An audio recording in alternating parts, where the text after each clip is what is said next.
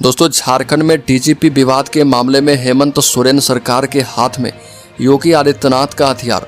झारखंड मुक्ति मोर्चा ने बीजेपी पर पलटवार किया। बता दें कि डीजीपी अनुराग गुप्ता के मामले में झारखंड सरकार की ओर से केंद्रीय गृह मंत्रालय को रिपोर्ट भेज दी गई है। बताया जा रहा है कि 30 अप्रैल की शाम मुख्य सचिव ने अपनी रिपोर्ट में डीजीपी की नियुक्ति को उचित बताया और रिपोर्ट में कैबिनेट में लिए गए निर्णय और गठित समिति की अनुशंसा का जिक्र किया है। बता दें कि इस मामले में 22 अप्रैल को केंद्रीय गृह मंत्रालय की ओर से मुख्य सचिव को पत्र लिखा गया था, जिसमें डीजीपी की नियुक्ति पर रिपोर्ट मांगी गई थी। इसी मुद्दे को लेकर बीजेपी के प्रदेश अध्यक्ष बाबूलाल मरांडी ने डीजीपी अनुराग गुप्ता के बहाने वर्तमान प्रदेश सरकार को कटघरे में खड़ा करने की कोशिश की।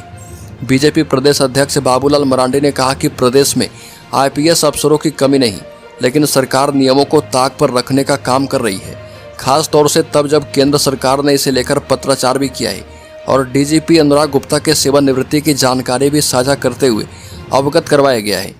30 अप्रैल के बाद से ही राज्य डीजीपी विहीन है और असंवैधानिक तौर पर डीजीपी के पद पर अनुराग गुप्ता को बिठाकर रखा गया है। हालांकि इस मुद्दे पर सत्ता पक्ष ने भी अपना बचाव किया और कहा कि इस मामले पर बीजेपी ज़्यादा बोल रही है।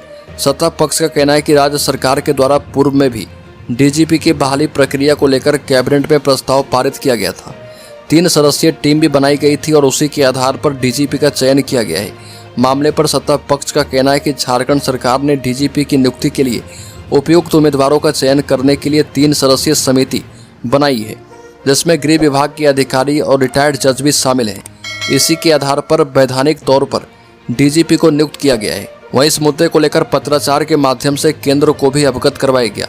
बता दें कि यह समिति यूपी की योगी आदित्यनाथ सरकार के बनाए गए नियमों के तहत उसके तर्ज पर बनाई गई है और उत्तर प्रदेश की योगी सरकार ने भी डीजीपी नियुक्ति के लिए इस तरह की समिति बनाई थी, जिसको लेकर सत्ता पक्ष बीजेपी के ऊपर हमलावर है।